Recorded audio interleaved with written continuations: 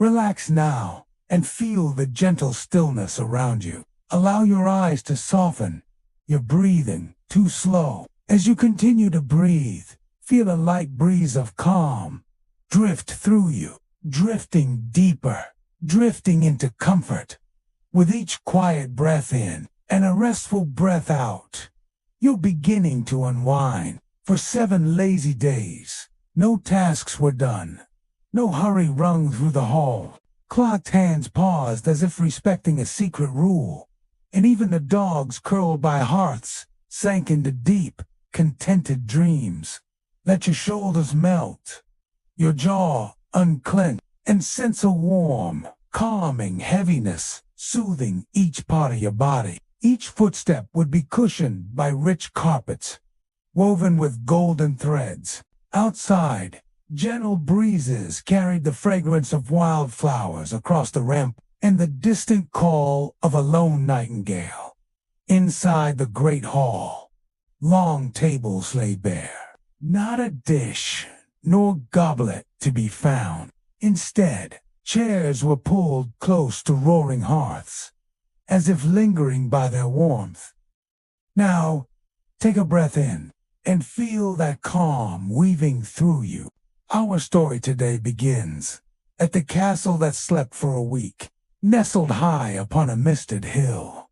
The castle stood in hushed grandeur, the soft snores of a hound named Alda, that faithful, velvet-eared companion nestled upon a downy rug. Each exhale was a whisper, each tale flick a lullaby. Its stone walls, softened by ancient ivy, seemed to breathe with the quiet rhythm of time itself. Imagine the gentle rustling of leaves outside tall arched windows, and the slow, steady crackle of fires in grand hearths. Though for now, all was still. Once every year, on St. Monday, this castellano who dwelt within would partake in a sacred slumber. You can picture the wide empty corridors, the echoing drip of candle wax, the soft flicker of lanterns casting cozy amber pools on cold stone beneath your feet. In one of the highest towers, the way the veins spun lazily in the wind. Over by the hearth, in the solar chamber, you can almost sense a gentle, rhythmic breathing. In the quietest wing of the castle, the library breathed in dust and silence. Long-forgotten scrolls lined its shelves, their curled edges whispering secrets to the still air. No page was turned, no story stirred. Even the mice that lived behind the walls had taken to stillness, curling into woven nests of parchment and lint. Its last note lingered like a memory, held in the hush, a single silver tone that faded into the velvet air. All the clocks had stopped at different times, frozen and as though even time had laid down its tools and chosen to dream. You might imagine the scent hero paper and polished oak, lavender oil rubbed into the spines long ago. Butterflies rested on sun-warmed stones, unmoving, content to be. There were no gardeners trimming, no footsteps crunching gravel paths, just a breeze and birdsong and the hum of bees who seemed, even they, to be slower now. Buzzing carries a trace of that quiet fragrance. She had once been the castle's healer, her hands always busy with herbs and ointments, but not during this week. Her room was lit only by the soft flicker of a single beeswax candle. It glowed gently, casting shadows that swayed like dancing leaves. A shaft of moonlight slanted through a stained glass window, cast in jeweled pattern. Across the wooden floor, rubies and sapphires and emeralds that shimmered and slowly faded as clouds passed overhead. Each book in that library seemed to rest as well. Somewhere deeper in the castle, a music box had wound itself down. Outside, the gardens grew wild and gentle. Roses yawned open under the weight of dew, and the grass was long and soft beneath bare feet. In the northern tower, an old woman named Wren slept in her rocking chair, her shawl draped across her knees like a pet cloud. as you listen and breathe and feel yourself drawn deeper into this world. Let each image be a warm quilt around you. Let your body relax further, drifting along this slow, sleepy current. The castle knew how to sleep. Not just rest, but truly, deeply sleep. Down in the kitchen, where once pots clanged and fires roared, there was only the hush of ash cooling on the hearthstone. Great iron kettles hung still, their weight, like ancient bells silenced, waited patiently for hands that would not stir for days. Your hand grazing a wooden counter, smoothed by centuries of meals prepared with care. A loaf of bread rests forgotten under a cloth, its crust golden and cool. Wildflowers leaned in the same direction, bent slightly by a breeze that never hurried. You might hear the whisper of tall grass swaying in slow motion. You might feel the peace of it sinking into your chest, like cool water spreading in a calm lake. And in a high window, a cobweb trembles gently with the breeze, like a harp string touched by unseen fingers. Let your thoughts fall like leaves onto the mossy floor of the forest outside. Let them rest. Let yourself rest. Every celestial sparkle felt like it was timed with your breath, in and out. The moon, full and round, hung low as though it too was tired, its light a sleepy shimmer over the castle's towers. Shelves, lined with bundles of thyme, rosemary, and chamomile swayed ever so slightly, perfuming the air with earthy sweetness. Their cheeks rosy, their limbs slack in dreams, their breaths synchronized like the rhythm of tides. A cat curled between them, purred quietly. A soft rumble like distant thunder heard through velvet. Imagine walking through that kitchen, your footsteps soft, echoing just faintly off old flagstones. In the scullery, a small porcelain cup had been left beside a basin of water, as if someone had meant to finish their tea but wandered off. Even that tea had gone still and silent, catching moonlight in its shallow pool. Everything in this castle held the same reverence, the same sacred pause. And outside, the hills around the castle sloped gently like a sleeping giant's shoulders. The sky above was silver with starlight, but even the stars blinked slower here. In one of the bedrooms near the chapel, two sisters slept under a tapestry of nightingales. All was still, all was soft, and you, dear listener, you are a part of this world now. Breathe with the castle. This castle was made for sleep. In the watchtower above the southern gate, where once sentries kept their eyes fixed on the far horizon, the spiral staircase was thick with silence. Each stone step was worn in the middle, scooped gently from centuries of pacing boots. Villagers in the hills nearby know well of this sleeping time. They whisper of it with smiles, calling it the week of the windless world. Even the birds seem to know not to call too loudly, as though song itself must be sung with care. But now, only the hush of cobwebbed corners and the occasional creak of old wood remain. The scent of rosewood lingers in the walls, and forgotten perfume bottles reflect firelight like amber jewels. Cushions on the settees bear the impression of those who once sat and talked, but now there is only the sound of the wind humming through the chimney flue, like an old lullaby remembering itself. Imagine standing there, leaning on the cold stone windowsill, looking out at a valley bathed in blue twilight. Below, silver mist snakes through trees like drifting breath, and in the far distance, a brook murmurs to itself, its water moving just enough to sing a lullaby to the rocks. It is not made for one person, but for the soul of the castle itself. It is said, the castle sleeps there, dreams there, not just the walls, but the spirit, the breath of the place, breathing slow, deep, and dream. All around the castle, the land seems to follow its lead. Inside the drawing room, Velvet curtains sway like dancers in slow motion. In the nursery upstairs, wooden toys lie scattered across thick rugs. A carved duck on wheels rests mid. A painted puppet hangs limp from a hook, its strings tangled in the slumbered stillness. Even the grandfather clock in the hallway, tall, wise, and always proud, has stopped with dignity at the stroke of 8, as if it too were bowing to the ritual of this dreamy week. And in the deepest part of the castle, the very heart, beneath thick stones, and hidden behind a tapestry woven with silver thread, there lies a chamber known only to the oldest among them, a sleep chamber, sacred, silent, forgotten, and remembered only when the breeze starts to still, and St. Monday draws near. Within that chamber is a bed carved from driftwood and oak, wrapped in layers of wool and feathers. And now, as you breathe in again, and slowly breathe out, you can feel it, can't you? The warmth of that sleep, drifting through the stone, through the wood, through the wind, into you.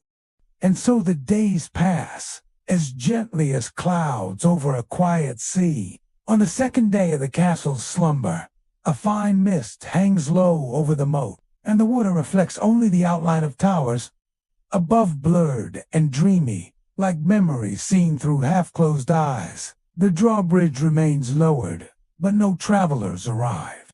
The road to the castle lies untouched, moss gathering between cobblestones, and morning dew sparkling like silver threads woven through grass. Each moment stretches, like the long shadow of a sundial in a lazy afternoon.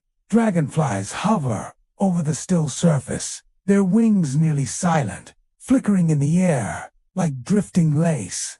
Even the frogs are hushed, their throats swell, but no sound comes, just the rhythm of breath, matched to the slow current beneath lily pads. Inside, in a sunroom filled with climbing vines and dust-flecked light, old rocking chairs sit idle, gently creaking back and forth, as though remembering the motion of those who once sat within them. The breeze carries the faintest perfume of honeysuckle and orange peel, from a bowl of forgotten fruit still fresh on a table. There is no urgency here, no haste, no need. Imagine now a window cracked open. Feel the breeze lift the corner of a curtain. Hear the soft tap of a loose shutter, ticking against stone in perfect rhythm with your breath. Velvet cushioned stools, polished instruments, each violin and harp, resting in elegant silence. A single feather floats in the air, having fallen from the hat of a coat stand, as if a dream decided to leave a trace of itself behind. The wind outside carries lullabies from far-off places. A child's giggle, now faded to an echo, the sigh of an owl nesting in a barn beyond the fields. Even the moon seems to slow its rise, lingering below the horizon before floating into view. Somewhere in the west wing, behind tall double doors, the music room sleeps, and all the while, the castle dreams. You may feel now your own breath growing slower, deeper, your thoughts quieting like ripples fading across a pond. Let it happen. Let yourself rest. Let yourself drift. Let the rhythm of this place become your own. By the third evening, the light of day lingers just a bit longer, as though the sun feels the enchantment of the slumbering castle and hesitates to leave. The sky turns not to darkness, but to a soft indigo wash, deep and velvet-like, flecked with the first quiet stars. Below them, ivy curls tighter around ancient stone, wrapping the walls in a tender embrace. It is as if the very earth has claimed the castle as its dreaming child, cradling it in roots and wind. And the stillness of knowing, bats trace slow, looping patterns above the turrets, their wings whispering through the air like the turning of pages. Inside, the gallery holds portraits of long-gone lords and ladies, their painted eyes, once sharp with wisdom and memory, now looks softened by sleep. But it will not ring, not this week. Its silence is part of the peace, a vow kept faithfully each year. Candle sconces, never relit, hold stubs of wax that drip like sunlight through stained glass casts, sacred colors across the flagstone floor. Sapphire, amber, rose. The altar is adorned with a single bowl of lavender, placed there by a silent caretaker. It perfumes the space with a clean, comforting sweetness, like a memory of spring after a long winter. Its steps are wrapped in candlelight, soft and flickering from lanterns left by monks before the week of stillness began. The light does not fight the darkness, but rather dances with it, casting gentle patterns on the stone walls that seem to sway in time with the pulse of the castleless rest. The air is thick with the scent of beeswax and the faint echo of harp strings, once played for ballroom dancers long since turned to dust. Walk, if you will, through that gallery now. Slowly, carefully, each step upon the parquet floor creaks gently, but there is no alarm, no. The castle welcomes even the quietest visitor during its sacred sleep. You might pause before a portrait of a child holding a wooden sword, his eyes forever frozen in imagined battle. But now, even he seems to have laid his toy down and drifted into dreams. And beyond the gallery lies a spiral staircase, winding down toward the chapel cloister. In the chapel itself, the pews are empty, yet filled with presence. Above the altar, a bell hangs in its tower, and as you breathe now, deeper still, let your thoughts settle like dust in that chapel air. Let your limbs grow heavier, your breath slower, your mind quieter. You are part of the hush now. You belong in the stillness. You are not watching the dream. You are inside it. On the fourth day, a fine golden haze settled over the castle at dawn, soft as a shawl laid across the shoulders of the old stone towers. The sunlight filtered through the high windows like warm honey, its glow slow and syrupy, casting quiet halos onto every surface it touched. The orchids, pale and delicate, leaned toward the light with the grace of dreamers, still deep in slumber. Fountains once bubbling with gentle trickles were still now, water held in calm, unbroken pools that reflected the hanging vines above. Dust motes drifted lazily in the beams, each one moving like a tiny paper lantern suspended in time. A watering can sat tilted against the base of a bench, long forgotten, its handle covered in spider silk, sparkling faintly with dew. The chandeliers, adorned with old crystals, gently clicked as the breeze stirred them, a glass lullaby without melody. Time here had no interest in moving forward, only in deepening the moment, stretching it gently, like taffy between slow minutes. And as you breathe in and breathe out, you'll find yourself wrapped more deeply in that feeling. The long banquet table, once echoing with laughter and feasts, now lay bare, save for a single candlestick and a pair of gloves left beside it, folded as if their owner had simply stepped out and forgotten to return. The garden had taken back its rhythm, and now grew, not for show, but for peace. In the greenhouse, where glass walls curved upward like the ribs of a whale, nothing stirred but the petals of sleepy flowers. Its strings occasionally caught the breeze,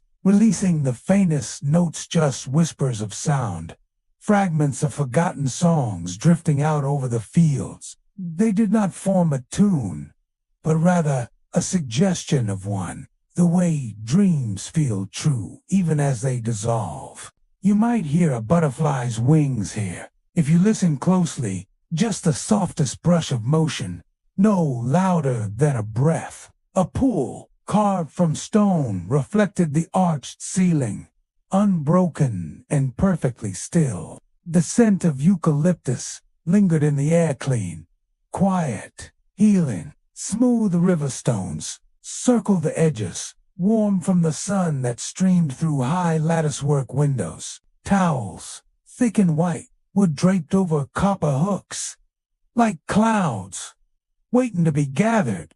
Far above, in the rafters of the grand hall, pigeons roosted quietly, their feathers puffed into soft gray clouds. In the east wing, the bath chamber shimmered with steam and silence, and in a nearby room, filled with pale silks and faded embroidery, a harp stood quietly by an open window.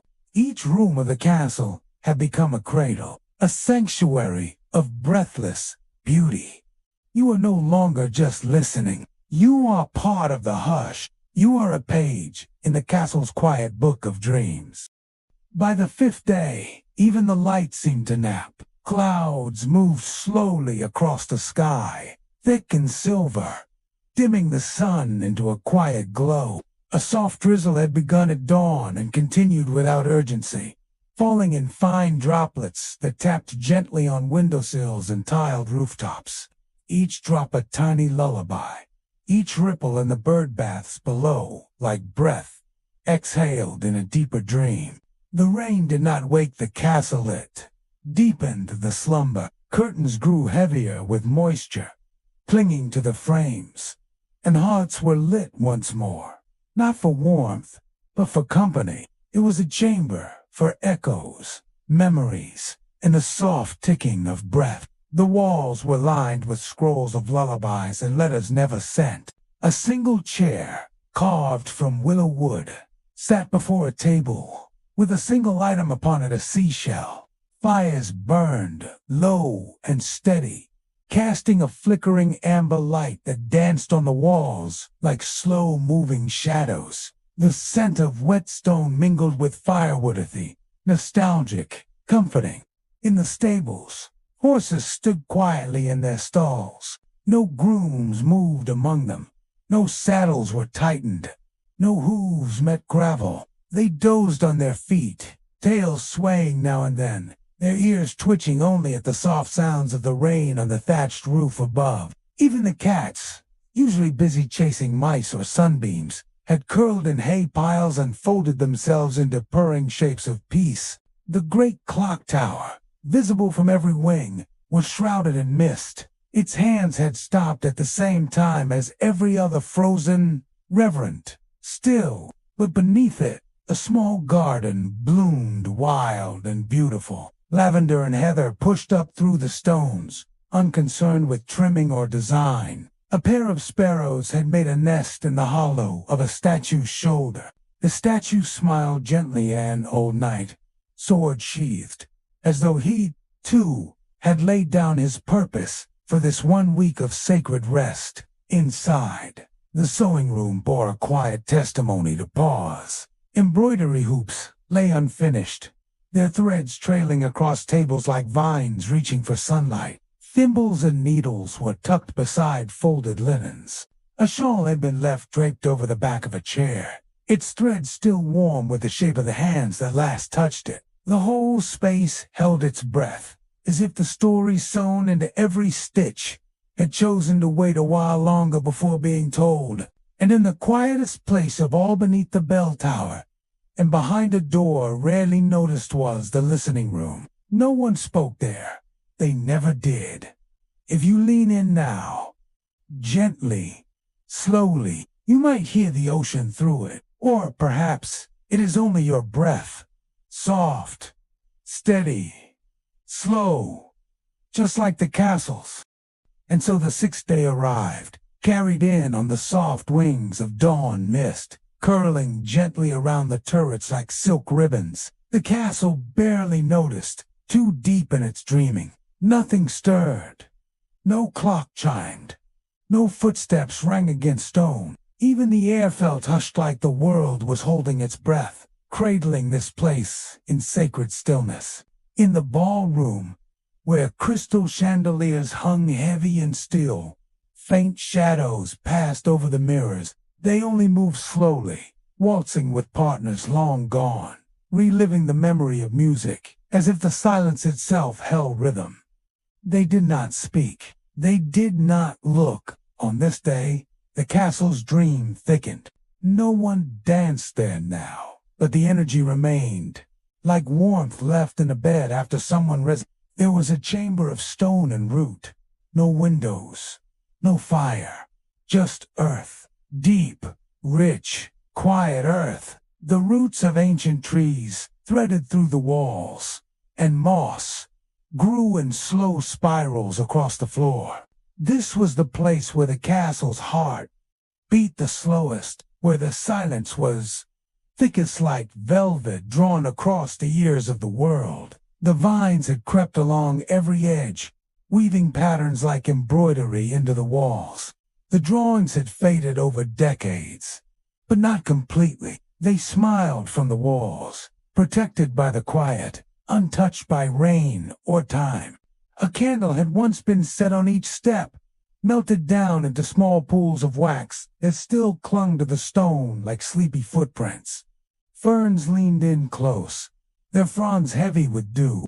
A single chair sat in the center, bathed in light. It faced nothing in particular, only space and silence. Perhaps someone once came here to think, or to stop thinking altogether. The velvet drapes swayed gently, as if stirred by the skirts of invisible dancers, and if you closed your eyes, you might hear a violin's whisper, or the hush of breath against a shoulder during a slow turn. Some say that on the sixth day, the dreams of the castle take form quiet shapes, moving in the corners of candlelight, soft echoes of stories never told aloud. The floors, once polished by generations of careful hands, bore faint imprints of slippers, heels, and bare feet. Elsewhere, the solariama room encased in glass and overgrown with ivy was blanketed in gentle green light. In a forgotten stairwell behind the east chimney, there were paintings lining the stone, childlike images drawn in chalk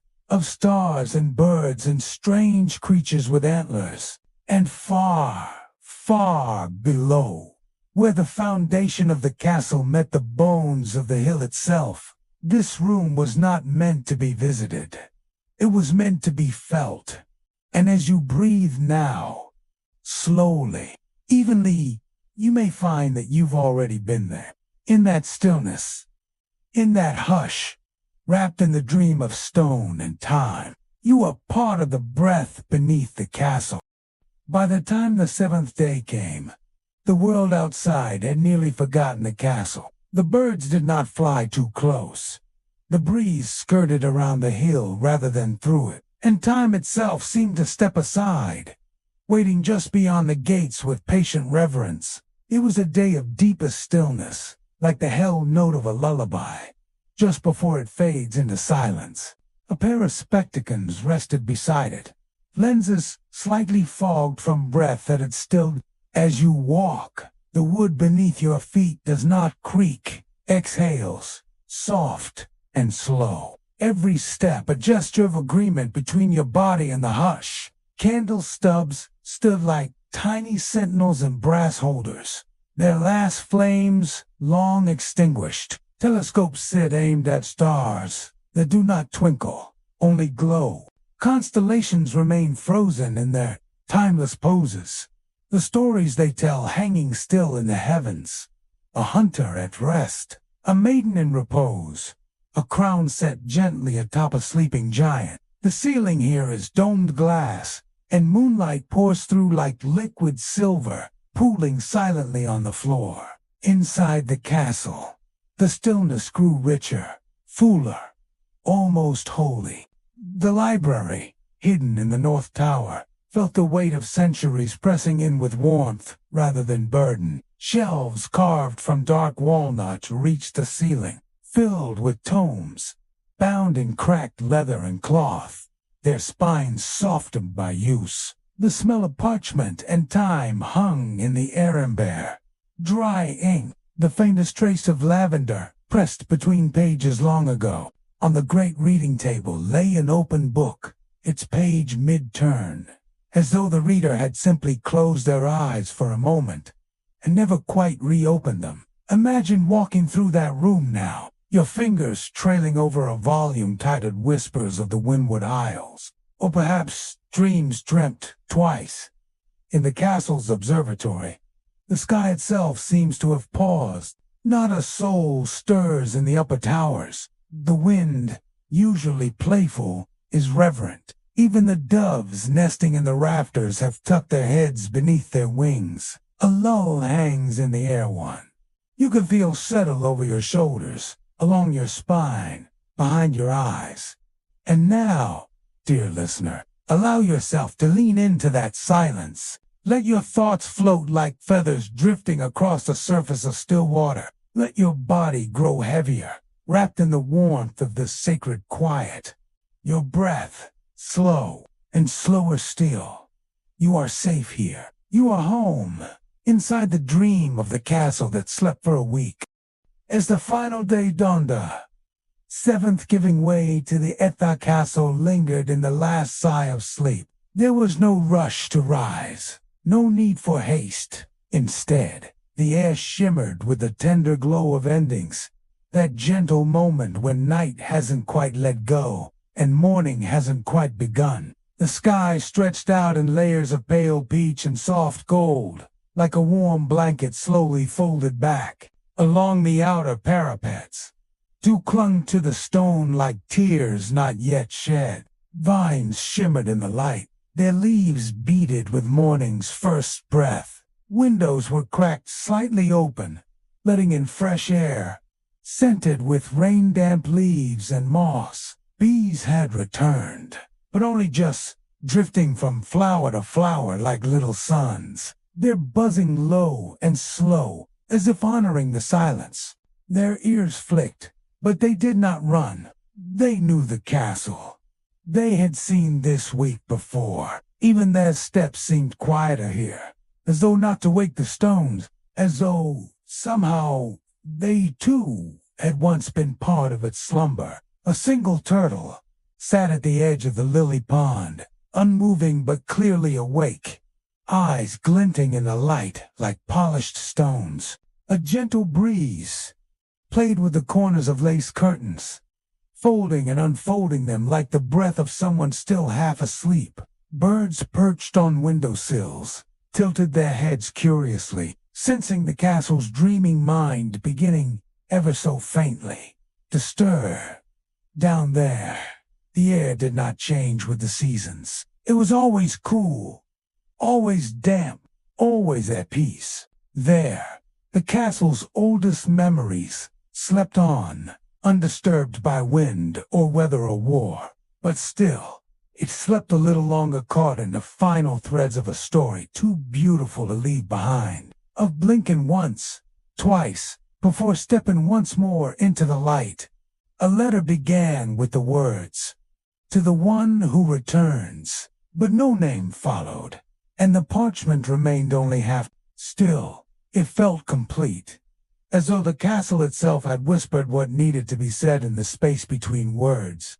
Down in the kitchens, the hearth embers glowed faintly beneath layers of ash. A kettle, once set aside with water inside, now bore a ring of calm. But the dust in the air sparkled like stars in the shafts of light pouring from stained glass windows. The silence was sacred, not eerie. It wrapped every object in understanding.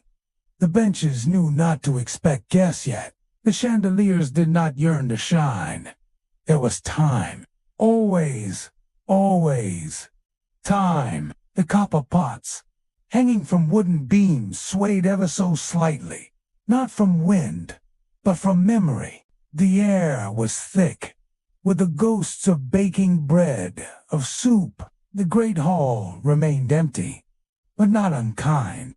The long banners of velvet and brocade hung unmoving. In a small tower study tucked above the west wing, an ink pot sat uncapped, and beside it, a quillet's tip stained with dried black. The bedchambers were still heavy with dreams.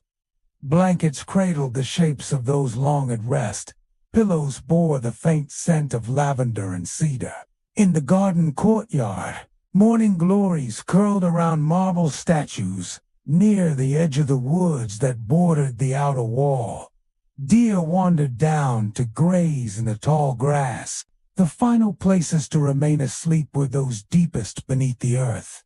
The crypts, the wells, the hollow arches that hadn't echoed a voice in centuries. But even in those dark corners, something stirred, not with fear or urgency, but with a feeling like stretching beneath warm covers, a readiness, a memory of waking. And you, listener, you feel it too, don't you?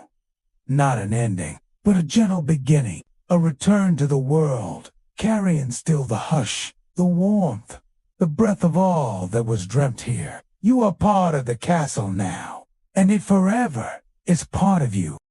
The 8th day arrived, not with a sound, but with a feeling like the weightless moment before a candle is lit, or the hush that comes before the first note of a lullaby. The sun lifted itself slowly over the distant hills, casting long, honey-colored shadows across the countryside. Instead, the awakening unfolded gently, like petals stirring in morning light. A shutter creaked open in the west wing. A fireplace, long, cold, gave one last sigh of heat. In the library, a feather fell softly from the rafters, landing between 2 pages of a book never closed. Mist curled lazily around the base of the castle, retreating like a final blanket pulled gently back from a sleeper's face. His footsteps were slow, steady. He carried nothing but presence. No dust stirred where he walked. He did not speak. One by one, the people of the castle began to return. For the castle was not dirty, not disordered. It had simply breathed. And now, as they moved gently through its rooms, it welcomed them back as one welcomes a friend from a shared dream. Not with chatter or noise or bustle, but with movements born of love and memory. They had slept too much in their own way, and now they came home to themselves and to the place that had cradled them so completely. He simply lit a candle in the chapel, bowed once, and moved on. The flame he left behind burned with no hurry, its light embracing the stone as though it had missed it. Somewhere, a kettle hissed, not urgently, just enough to be heard by a hand that would soon return to lift it. Dew shimmered across the petals of sleeping roses, and the wind, at last, began to move with purpose, nudging wind chimes that hadn't sung in days. Their tinkling notes rose softly into the air, like the beginning of a prayer. The stone floor still held the coolness of the night, but not for long. Tiny paw prints dotted a dusty sill, one of the castle cats, stretching and slipping silently back into its own quiet rhythm. The castle did not wake all at once. No great bell tolled, no doors flung open. In the great kitchen, the scent of rising dough began to mingle with the sleepy perfume of rosemary and ash. In the garden, the birds found their songs, again not loud or hurried, but delicate and tentative, like someone remembering the words to an old lullaby. Lanterns began to flicker in the hallways. One by one, the light was warm, golden, and low, not to chase away the dark, but to invite company gently back into it. The chandeliers glittered with renewed interest, crystals catching light that now returned with full permission. The shadows danced again, no longer alone. A steward appeared first, not from any door, but as if summoned by the moment itself. Then came the baker, the gardener, the quiet seamstress who always wore blue. They dusted nothing. They changed nothing. You, too, are waking now, but slowly, not all at once. Take your time. Let your breath guide you in and out, soft and steady. The dream is not gone. It lives in you now. And whenever you need to return, you need only listen for silence. And so the day unfolded, not with ceremony or trumpets, but with small, loving acts that stitched the dream to waking life. A window was opened to let in the breeze. A blanket was folded, not because it needed to be. It did not fully wake, not all away. Some corners would remain in dream. Some shadows would linger, not as ghosts, but as reminders that slowness is sacred, that stillness has its own song. The halls did not echo now. They hummed quietly, like a lullaby remembered in the voice of someone you love. But because the hands that folded it remembered the way it once warmed someone dear, dust motes spun in slow spirals, and someone had lit a candle for each of the 7 days gone by. They flickered gently, their flames swaying as though nodding in agreement. There was no sermon, no prayer spoken aloud, just silence and breath, and the sense that something holy had passed through and still lingered. There was no rush, no tasks to be checked off, only presence. The castle, still drowsy in its bones, welcomed each gentle movement with grace. In the chapel, the morning sun spilled through colored glass and lay in ribbons across the stone floor. Outside, the hills were alive again with sound, but even the sound was soft. The stream babbled with a lull. The trees whispered with leaves that shimmered like silk, and the breeze moved like a hush, passed from one branch to another. The land did not resume as if waking from a nap. It resumed as though it had never truly stopped, only paused to remember itself. And beneath it all, there was peace. You may feel it in your fingertips now, that delicate weightlessness. That warmth curled behind your heart like a cat in a sunbeam. It is the castle's gift to you, for in the stillness, you have learned something rare. That rest is not empty. That silence is not absence. That dreaming is its own form of presence. And now, as the final hour of the 8th day arrives, you are free to carry this hush with you. Let it rest gently in your chest, like a candle behind a curtain, always lit. Let it color your days with softness and your nights with calm. Let the rhythm of the castle that slept for a week become the rhythm of your own breath. Inhale, exhale. You are not leaving the castle. You are bringing it with you. And whenever the world grows loud again, whenever the weight of time feels too heavy, you need only close your eyes and return. The doors will open. The fire will glow. The halls will hush for you. The castle always remembers you because it dreamed with you. And now, as your breath grows slow and your body lightens, let sleep come to you gently, like mist on the hills, like hush in the chapel, like the first whisper of a song not yet sung. Sleep well. The castle watches over you still.